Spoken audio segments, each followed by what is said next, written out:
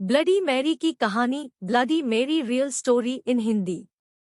England की राजगद्दी साल 1509 से लेकर 1547 तक हेनरी के हाथों में हुआ करती थी। राजा हेनरी की कई पत्नियां और एलिजाबेथ व मैरी नामक 2 बेटियां थीं। इनमें से मैरी राजा की पहली पत्नी की बेटी थी।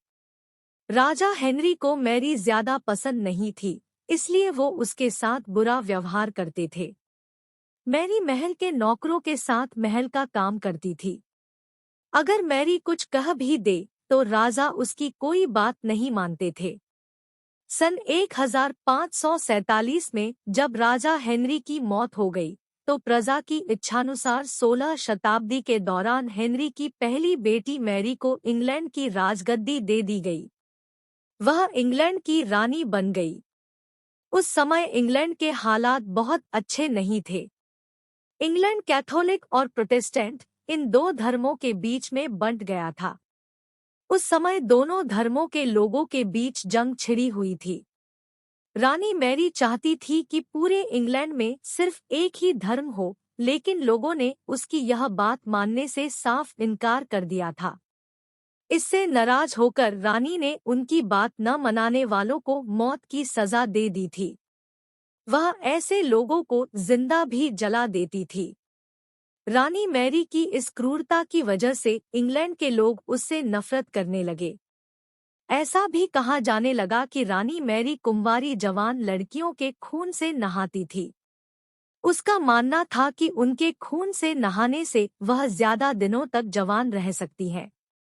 कुछ सालों बाद रानी मैरी ने शादी कर ली और कुछ समय बाद इंग्लैंड में एक खबर आई कि रानी मैरी गर्भवती है और जल्द ही उनके राज्य को उनका नया राजा भी मिल जाएगा।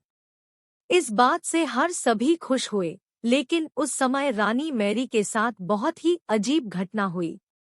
उनके गर्भ से किसी भी बच्चे का जन्म नहीं हुआ, बल्कि कुछ ही महीनों के बाद रानी मैरी का पेट फिर से सामान्य हो गया। वहां के ओझा लोगों ने अपनी तंत्र विद्या से बताया कि रानी मैरी के गर्भ में कोई बच्चा नहीं बल्कि एक भूत आकर निवास करता है। कुछ समय बाद फिर रानी मैरी के गर्भ में वही भूत आकार रहने लगा और वह फिर से गर्भवती हो गई। इस बार भी रानी को कोई बच्चा नहीं हुआ और उस घटना के कुछ ही दिनों के बाद रानी मैरी की मृत्यु हो गई।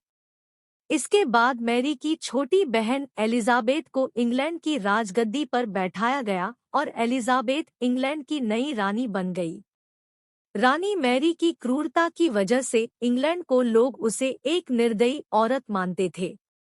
वहीं जब उसके गर्भ में बच्चे की जगह एक भूत का निवास होने लगा तो लोगों ने उसे शापित भी करार दे दिया और इसी वजह से उसे लोगों ने ब्लडी मैरी का नाम दिया। कहानी से सीख। ब्लडी मैरी की कहानी हमें यह सीख देती है कि अपने निजी विचारों व सोच को लेकर दूसरे लोगों पर दबाव नहीं बनाना चाहिए।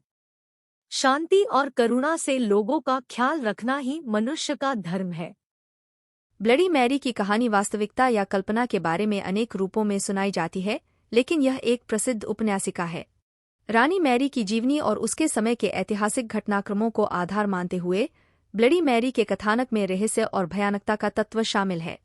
यह कहानी उस समय की सामाजिक, आर्थिक और राजनीतिक परिस्थितियों का एक परिचय भी देती है।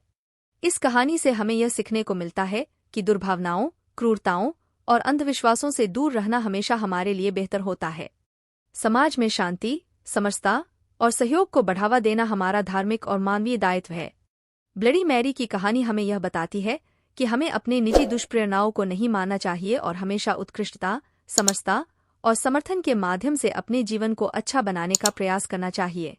ऐसे ही डरावनी कहानी देखने के लिए हमारा चैनल सब्सक्राइब और लाइक कमेंट करें।